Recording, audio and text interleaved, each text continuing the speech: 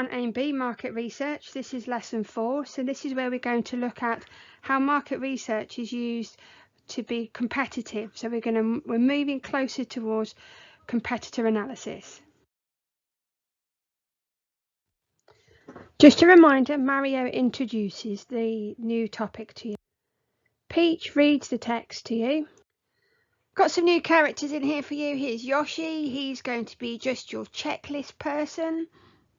And this is Donkey Kong, as you probably know already. And his role is when you're super, ridiculously super stuck. And he's there to try and clarify so that you are okay. Because if you stand from a distance, it actually looks like okay on his tie. So there's the loose actual connection. You know what? Daisy's nice and helps you out. And Luigi sets the tasks for you. Here are the learning intentions. To start off with, we're going to identify how companies can find out how to be competitive.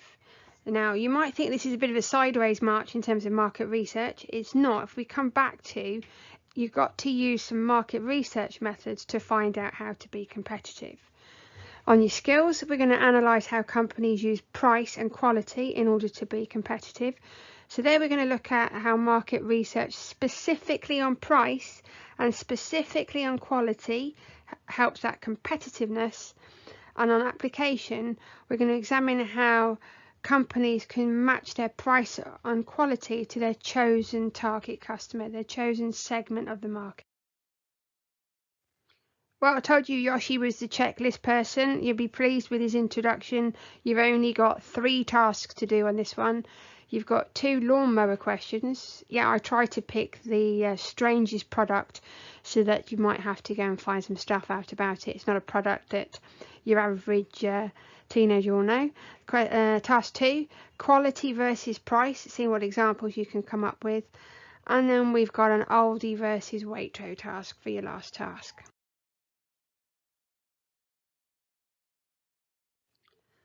We're going to break down how we go about understanding our competitors if we are a company.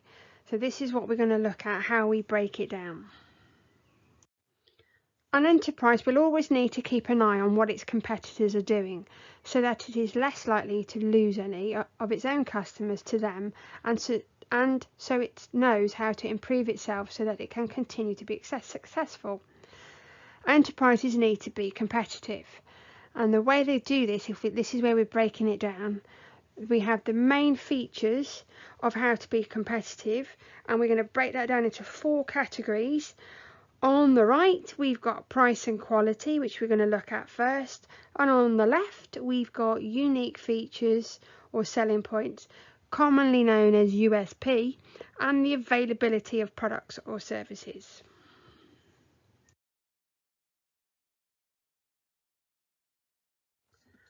Right, on those features of being competitive, we're going to look at price and quality first. Pricing is one of the first ways a customer can compare a product or service on offer. Think about all the times you've been out, say, shopping. Sometimes being the cheapest is not necessarily the best. I'm sure we've seen that before and thought about that before. After all, it's quite common to hear that being the cheapest doesn't always mean being the best quality, like we've just said. Sometimes customers go for best all-round value and standout or a unique feature of the product, what's called a USP. Here's Luigi with your first task. In the green, find the cheapest lawnmower you can. Describe any features of it, if you can get hold of any features of it. State who the seller is. This needs to be a company, not a person. So eBay sellers and private sellers are not accepted. It has to be a company. Find your answer, put an image in the box and put some of those words in the box. Then the second half, this is the comparison, the blue bit. Find the most expensive lawnmower you can. Describe the features of it. You're probably definitely going to find features on this.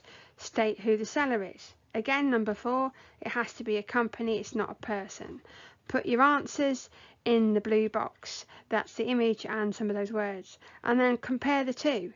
You've then got an example of a lawnmower, possibly by price, and a lawnmower, possibly by quality.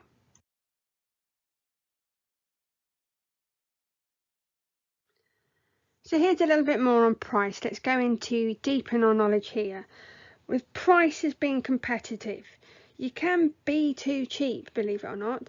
Small SMEs, they can't compete with the larger ones. Think of all the retail wars you've heard of on the news between the big supermarkets, that's Tesco, Sainsbury's and Asda, and then Aldi and Lidl on the market. Can the local independent grocer compete with any of them? And as they can't afford to lose profit by competing on price, these small independent places, they need to focus on features of their products or services for customers to have value. There's always being too expensive, but you can't be too expensive, otherwise no one will buy. The highest possible price is called the ceiling price. If an SME cannot make profit on this ceiling price, it's not going to do too well. This price consideration can be done by completing a competitor analysis on everyone who offers similar goods, comparing their prices to everyone they compete against, and are their prices nearer the top or bottom of the market. So that's what any company, any enterprise, any SME, any local independent company would have to consider and do their research on if they're doing some price consideration.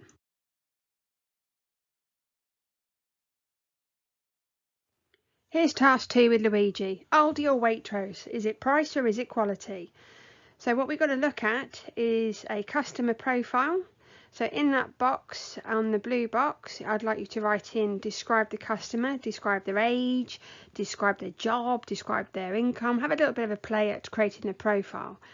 And then, by the way, it doesn't matter how much detail, but as long as you go for between 3 and 5 things to describe them. Right, moving on then. I would like you to find out the price of Aldi cereals, one cereal that they're going to buy, a price of chicken, of some raw chicken or ready roasted chicken, whatever you can find. Find the price of chicken from Aldi. Find the price of Aldi ham, that's cold ham like you put in a sandwich. And find the price of lemonade. Preferably not any big brand of lemonade, preferably whatever home brand, whatever Aldi brand you can find, and put that in those boxes on the blue table. And the comparison Waitrose. So similar thing, you need a customer profile. So let's go for 3 to 5 things to describe who the customer is. Describe their age, describe their gender, describe what they do, whether they actually are working and what job, or whether they might be retired. So that's 3 to 5 things in that customer profile in that first box. Then underneath you've got the same products, and let's have a look at what prices you can find of cereals from Waitrose, of chicken, same as before, whether it's raw chicken or ready roasted, doesn't matter. And well, I tell you what, on the chicken, whatever you found for Aldi chicken, you need to find the same type of chicken for Waitrose. Then the next one is price of ham, same ham as what you did for Aldi, which is the cold ham for sandwiches, and the price of lemonade. So that again is the Waitrose brand of lemonade, and it's the same size. So let's make it a like for like comparison. So by the time you finish your table, you've then got an idea of Aldi by price and Waitrose by price. Admittedly, that's all I've asked you to find the product on. But when you look at it, if you think about it, and lots of people consider it, people will say, would you prefer to have Aldi cereals or Waitrose cereals? Which one tastes nicer? Those are the things that start to play on people's minds. And once you start thinking of which one tastes nicer, you're then straight away going into the quality question.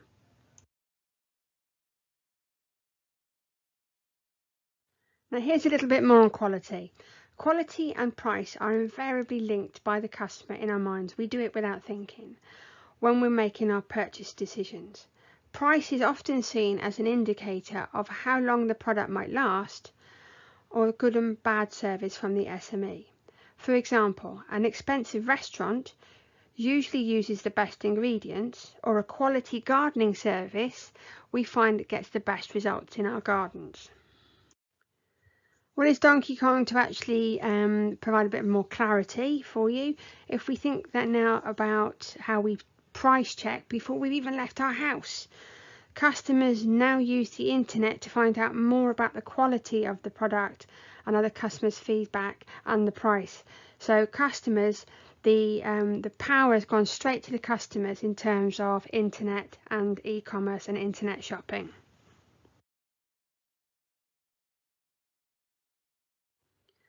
Right, here's your final task, the price and the quality. You need to give an example of each. You need to find an enterprise who might choose to compete on just price, not quality, and another example on quality without worrying about price. So let's have a little pause for thought for a second. You need to find a company that's offering a product, any product, where their main thing about the price of it, probably the cheapest about it, that they want. It's buy it now, buy it quick, get it there. It does a quick job. It does what it says on the tin. Say, oh no, that's not an example, that's just a phrase that I tend to say. And it's all about the price of the product. When it comes to the quality, the light green box, this is about a product where they talk lots and lots about the features of the product and how wonderful it is, and then the price could actually be quite a significant price because you're buying the features and the wonderfulness of it.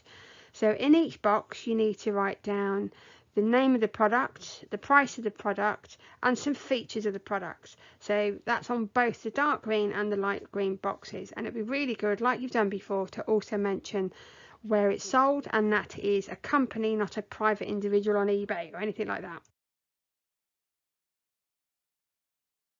That's it, lesson's done. There's your 3 tasks that you've done. It's the 2 lawnmower questions, the quality versus price, and then the oldie versus Waitrose. Well done. Thank you for completing this week's lesson on market research. As you can see, we're sticking with the topic. We're looking now at why companies rather do market research.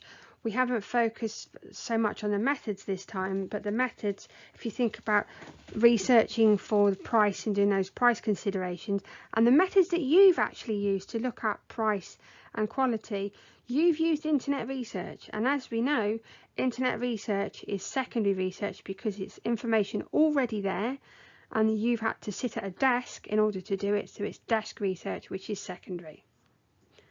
Well done.